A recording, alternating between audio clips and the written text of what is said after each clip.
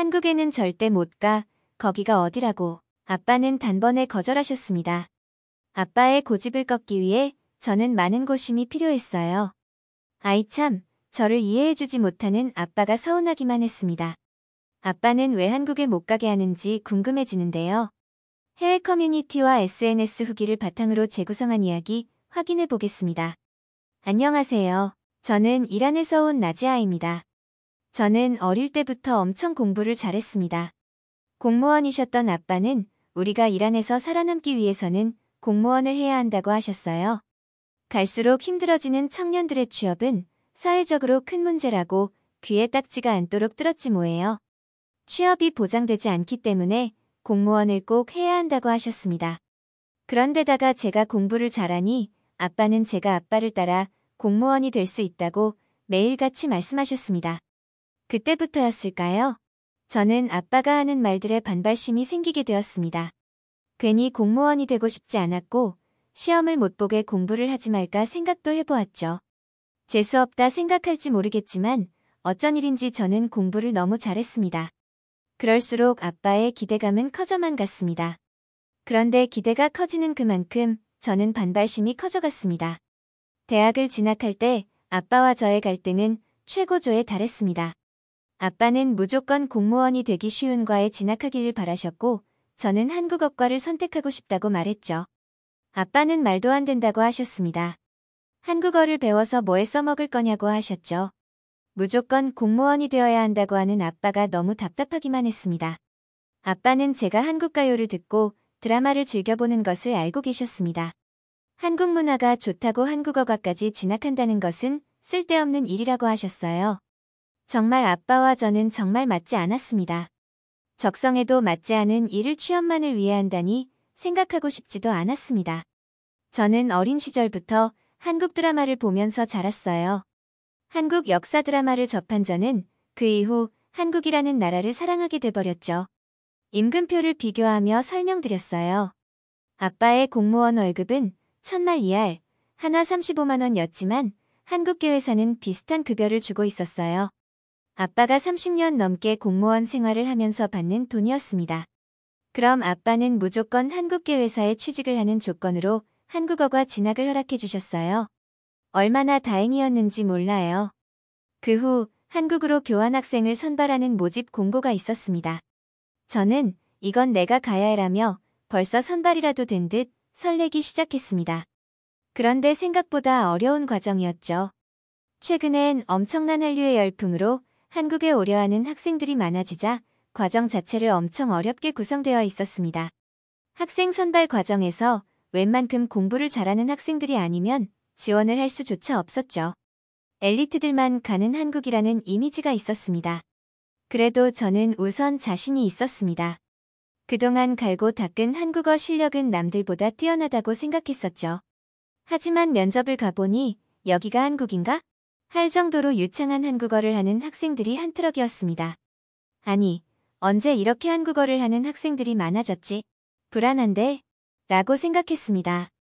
그런데 평소 시험이라면 자신 있었던 저는 당당하게 외국인 학생 선발 과정에서 가장 좋은 성적으로 선발되었죠. 너무 행복했습니다. 한국에 가서 살 수 있게 되다니 정말 좋았습니다. 하지만 그 좋음도 잠시 저는 아빠라는 커다란 벽을 다시 한번 마주할 수밖에 없었습니다. 이번에도 아빠는 절대 허락할 수 없다는 것이었습니다. 저를 유학까지 보낼 형편이 되지 않는다는 것이었죠. 미국도 아니고 한국을 가는데 돈을 써야 한다는 사실이 맘에 안 드셨나 봅니다. 한국은 절대 안 돼를 못 박으셨어요. 그러나 쉽게 물러날 제가 아니었습니다. 저는 무조건 가겠다고 아빠에게 사정을 했고 또 역시 취업으로 아빠를 설득시켰습니다. 한국에서 학교를 졸업하면 한국 회사에 취업을 하겠다고 이야기했습니다. 그랬을 때 한국과 이란의 급여 차이는 아빠가 상상하는 이상이라고 말씀드렸어요. 또한 장학생으로 선발되어 가는 것이라 학비가 들지 않고 생활비는 내가 아르바이트를 하겠다고 했습니다. 아르바이트만 해도 사실 아빠가 버는 월급의 몇 배를 벌 수 있다고 이야기했는데 아빠는 잘 믿지 않으시더라고요. 한 번도 부모님과 떨어져 지낸 적이 없던 저도 걱정이 되었지만 저에게 찾아온 기회를 버릴 수 없었습니다. 아빠는 취업이 아니라도 한국 사람들은 히잡을 쓴 여성들을 혐오하고 싫어한다더라 걱정이라고 말씀하셨어요. 그렇지 않았다고 이런저런 영상을 찾아 보여드리기도 했죠. 히잡을 쓰지 않는 나라에서는 당연히 그런 모습을 보이고 있지만 한국은 그 중에서도 편견이 덜한 곳으로 정평이 나 있으니 걱정 말라고 말씀드렸습니다. 결국 아빠는 허락하셨고 저는 한국으로 유학을 떠나오게 되었습니다. 부모님과 떨어지는 것은 아쉽지만 한국에서의 생활은 기대가 되었어요. 한국에 오자마자 저는 히잡을 벗어버렸습니다. 얼마나 편하고 자유스러운가라고 생각하니 정말 기분이 좋았습니다. 부모님께서 알면 노발대발할 이야기지만 저는 우선 편해졌습니다. 한국 사람들은 정말 친절한 모습을 살펴볼 수 있었어요. 간혹 외국인이 유창한 한국말을 할 때면 신기한 듯 쳐다보기도 했습니다. 아빠는 딸이 혼자 외국에 나가 있으니 정말 걱정이 되셨나 봐요.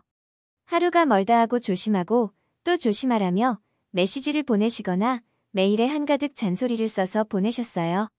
정말 못 말리는 아빠였습니다. 저는 학교에서 허용된 범위 안에서 아르바이트를 구하게 되었습니다. 페르시아어를 할 수 있는 사람들이 드물었기 때문에 저는 번역 아르바이트를 하며 생활할 수 있게 되었습니다. 생활비를 제대로 보태주지 못한다면서 아빠는 늘 걱정하셨습니다. 그러니 그냥 이란으로 돌아와 적당히 취업을 하라는 이야기를 하셨죠. 공무원 생활을 오래 하셨지만 우리 집은 그리 넉넉하지 못했습니다. 엄마는 계속 나쁘셨고 아빠는 승진이 제대로 안 되셨어요. 늘 아빠의 부족함을 탓하셨습니다. 그러나 아빠의 말은 절대 들을 수 없었어요. 한국에서의 생활은 하루하루가 행복하기만 했습니다. 욕심도 생겼어요. 더 공부를 열심히 해서 한국에서 좋은 회사에 취직을 하겠다고 생각했습니다. 한국에 와보니 한 달에 아빠가 버는 급여는 정말 쉬운 돈이었습니다. 제가 두세 건 번역 일을 해도 충분히 아빠 월급보다 많은 금액을 벌 수 있었어요. 그래서 저는 틈틈이 번역 일을 늘렸습니다. 그래서 생활비를 빼고 꼬박꼬박 저축을 했습니다. 그런데 꼭 엄마에게 사주고 싶은 선물이 있었습니다. 엄마는 허리가 안 좋으셔서 허리를 구부려 청소를 할 때마다 힘들어 하셨어요. 문득 그 생각을 하니 엄마가 보고 싶어 눈물을 줄줄 흘렸습니다. 그 길로 저는 가전제품을 파는 곳을 향했습니다. 그 곳은 정말 신세계였어요. 조명이 번쩍번쩍, 텔레비전에서 나오는 화면들은 어찌나 선명하고 화려한지 눈이 저절로 갔습니다. 정말 이곳의 물건들을 부모님을 사드리고 싶다는 생각을 하니 성공해야겠다는 생각이 더 솟구쳤습니다. 엄마에게 맞을 좋은 청소기가 뭘까? 뭘 사야 할지 몰라 이것저것 물건을 고르다 보니 직원 한 분이 와 응대해 주셨습니다. 처음에는 소통이 안 될까봐 머뭇머뭇 하시는 모습을 봤는데 제가 안녕하세요 인사하자 깜짝 놀라면서 환하게 웃으셨죠. 친절하게 설명해 주신 덕분에 엄마가 편하게 쓰실 만한 제품을 사서 보내드렸습니다. 그때의 그 감정은 정말 잊을 수가 없었습니다. 깜짝 선물이기에 부모님께는 말씀드리지 않았어요. 한 3주쯤 지났을 때 아빠에게 전화가 왔습니다. 전화요금이 비싸다며 절대 전화를 하지 않으시던 아빠였는데 걱정이 되었습니다. 아빠는 다짜고짜 한국의 가전제품이 얼마나 비싼데 이 돈이 어디서 났는지 다그치셨어요. 아빠의 한 달 월급을 다 털어도 살 수 없는 금액이라면서 흥분하셨죠. 그제서야 잊고 있다가 생각이 났습니다. 이란 우리 집에 제품이 도착했구나 싶었어요. 아빠에게 그동안 아르바이트를 해서 모은 돈으로 샀으니 걱정 말라고 말씀드렸습니다. 아빠는 처음에 믿지 못하셨어요. 세세하게 설명드리며 깜짝 놀라셨습니다. 그리고 조만간 모아두었던 돈 일부도 보내드릴 테니 아빠와 엄마 두 분에서 여행이라도 다녀오라고 말씀드렸습니다. 얼마 후에 엄마에게 들은 이야기지만 아빠는 엄마와 처음으로 단둘이 여행을 가서 하루 종일 제 이야기만 하셨다고 하죠.